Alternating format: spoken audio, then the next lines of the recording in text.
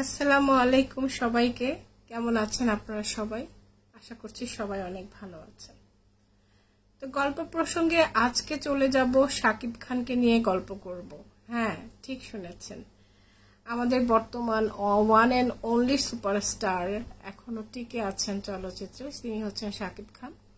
একসময় শাকিব খান আর আমি জুটি হয়ে বেশ কিছু ছবিতে কাজ করেছি। এটা একদম শাকিব খানের ক্যারিয়ারের শুরুর দিকে। তখন শাকিব খানকে কিরকম দেখেছি, কেমন ছিল তার মানে ক্যারেক্টার, বা সে কি ধরনের স্বপ্ন দেখতো, এগুলো নিয়ে আলাপ করব। তো আমি যখন বিশে ভরা নাগিন ছবিটা করি, মানে সাইন করি, তখন আমি জানতাম না আমার নায়ককে। অনেকে মনে করেন যে মুনমুন আপা মনে হয় শাকিব খানকে ধরে ধরে লাইমলাইটে উঠিয়েছেন। অ্যাকচুয়ালি শাকিব খানকে আমি চিনতামই না। ছবিটি ছিল দেলোয়ার জাহান ঝন্টু স্যারের ছবি, আর উনি তখন খুব স্বনামধন্য একজন ডিরেক্টর ছিলেন। আর উনি যেহেতু আমাকে ছবিতে নিচ্ছেন, এর জন্য আমি এই দৃশ্যটা দেখাইনি যে আপনার ছবির নায়ককে, এটা জিজ্ঞেস করার। আর স্বভাবতই আমার এই ধরনের অভ্যাসও ছিল না যে অমুক নায়কের সাথে কাজ করব, তমুক নায়কের সাথে কাজ করব না। এই ধরনের কোনো স্বভাব আমার ছিল না। আমাকে যে কোনো নায়ক দিলেই তার সাথে আমি কাজ করেছি। তো ঝন্টু স্যার যখন আউটডোরে গেলাম, আমাকে পরিচয় করে দিলেন শাকিব খানের সাথে। তখন শাকিব খান একটি ছবিতে কাজ করেছেন, ছবিটির নাম আমি ঠিক বলতে পারছি না। ইরিন জামানের সাথে শাকিব খানের প্রথম ছবি, নামটা আমার মনে নেই। তো ওই ছবিটার গল্প শুনেছিলাম মেকআপ রুমে বসে। শাকিব খান শুটিং করে এসেছিলেন কক্সবাজার থেকে।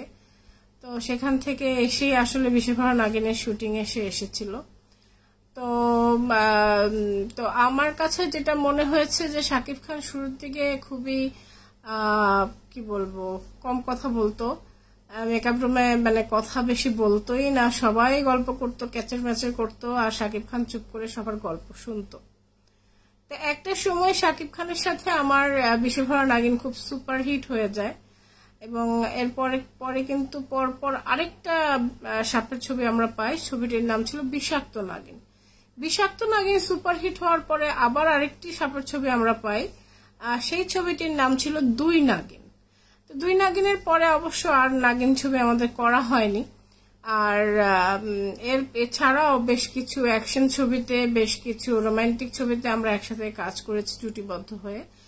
তো এর মধ্যে আমাদের বেশ একটা ভালো কো-আর্টিস্ট হিসেবে বন্ধুত্ব, সেটা কোনো পার্সোনাল বন্ধুত্ব ছিল না, জাস্ট কাজে গেলে হাই হ্যালো কেমন আছো কি খবর, এরকম বন্ধুত্ব ছিল। তো যেটা আমি দেখেছি যে শাকিব খান সবসময় খুব মানে চুপচাপ থাকতেন, অতটা সবার সাথে যে খুব বেশি গল্প গুজব করা এই ধরনের কিছু আমি দেখিনি। আর শাকিব খান খাওয়া দাওয়া খুবই মানে কন্ট্রোলের সাথে খেতেন। তাকে দেখিনি যে একসাথে অনেক খাবার খেয়ে ফেলা। খুব নর্মাল একটা প্লেট দিত তাকে, যেহেতু তখন সে একদম নতুন আপকামিং স্টার ছিল, ওইটাই সে খেত, মানে তার কোনো চাহিদা ছিল না। তবে একটা জিনিস দেখেছি, শুরুর দিকে সে একটা শিডিউল বিভ্রাটে পড়ে গিয়েছিল, শিডিউল মেনটেন্যান্সটা সে তখন করতে পারেনি। একই ডেট দেখা গেছে দুই পরিচালককে দিয়ে বসেছিল। তো এটা নিয়ে একটা ঝামেলার মধ্যে শাকিব খান পড়েছিল শুরুর দিকে।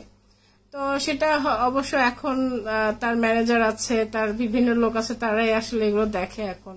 এখন আর এই সমস্যা নেই। তো তখন শুরুর দিকে এই সমস্যাটাতে সে পড়েছিল।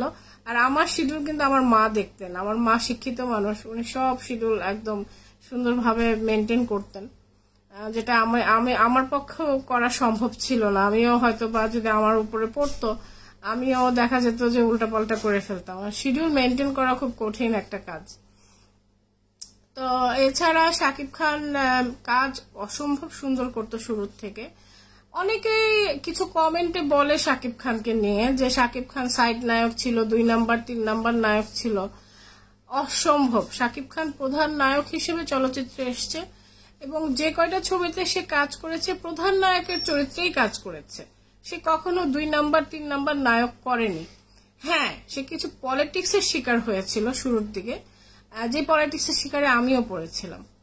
যেরকম পরিচালক আমাদের বললেন যে আপনারা 2টা জুটি আছেন, আপনারা প্রথম জুটি, মানে প্রধান জুটি।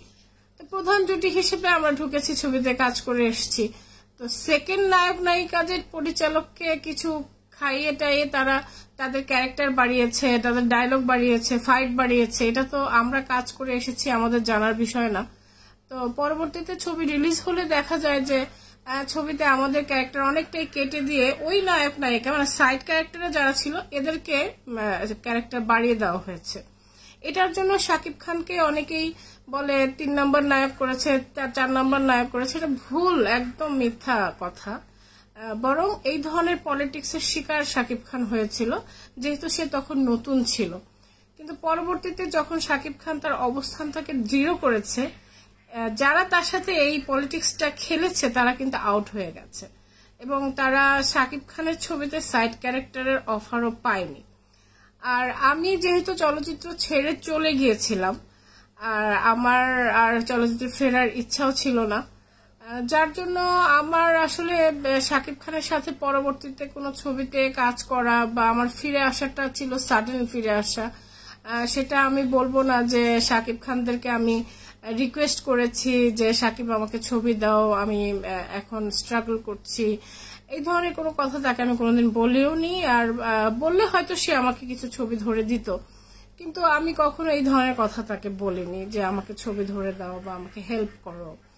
তো শাকিব খান যথেষ্টই আমার জন্য করেছে। যখন আমরা শুটিং করতাম, আমার একবার মনে আছে যে আমরা হরতালের পাল্লায় পড়েছিলাম, মানে আমরা রাঙামাটি বা এই ধরনের কোনো একটা জায়গা থেকে আউটডোর থেকে ফিরে ঢাকায় এসে দেখি যে পুরো ঢাকা বন্ধ, মানে ঢাকায় কোনো গাড়ি টাড়ি চলছে না। শাকিব তো সেদিন অনেক কষ্টে একটা সিএনজি, অনেকক্ষণ দাঁড়িয়ে থেকে একটা সিএনজি সে ঠিক করেছিল আমার জন্য। আমার মা ছিলেন সাথে, তো সিএনজি ড্রাইভারকে বারবার বলছিলেন যে আপনি কিন্তু ভালোভাবে বাসায় একদম পৌঁছে দিয়ে তারপরে আসবেন, তাহলে আমি খুব খুশি হব।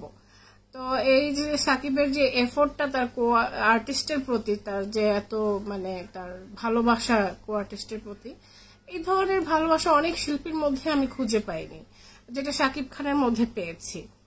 আর শাকিব খান তো পরবর্তীতে একদম আউট অফ রিচ, মানে সে যেই পজিশনে চলে গেছে, সারা বাংলাদেশে তার ভক্ত অনুরাগী, আর ভক্ত অনুরাগী রাখার মতোই একজন আর্টিস্ট সে।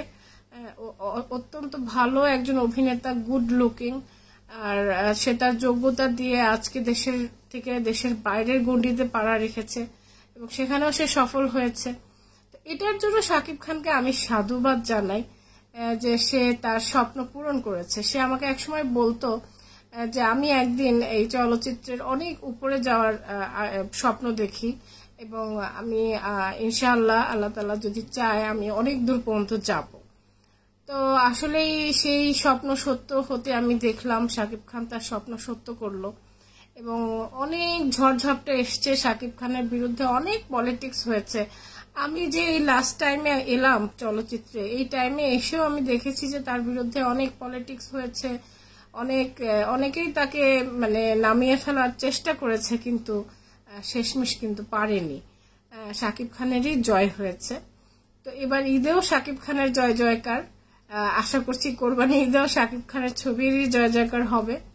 তো শুভকামনা জানাই আমার একসময়ের কো আর্টিস্ট শাকিব খানকে এবং তার যত অনুরাগী আছেন তাদেরকেও শুভকামনা জানাই যে আপনারা সাপোর্টে আছেন, সবসময় সাপোর্টে থাকবেন। আসলে আমাদের ফিল্ম ইন্ডাস্ট্রি এখন কিন্তু তারকা শূন্য বলা চলে। যারা তারকা ছিলেন অনেকেরই অস্তিত্ব এখন বিলীন হওয়ার পথে, আর আমরা যারা ছিলাম আমরাও হারিয়ে যাচ্ছি, হয়তোবা একসময় আমাদেরকে আর দেখাই যাবে না। কিন্তু শাকিব খান যেন সবসময় থাকেন, তাকে দেখলে আমাদের সেই অতীতের কথাটা মনে পড়ে। আর শাকিব খানের জন্য এই জন্য মনে মনে সবসময় শুভকামনা করি। তো ছোট্টখাটোর মধ্যে এতটুকুই বললাম। সবাই ভালো থাকবেন এবং আপনার প্রিয় নায়ক শাকিব খানকে নিয়ে অবশ্যই দুটো কমেন্ট রেখে যাবেন। ধন্যবাদ। আসসালামু আলাইকুম।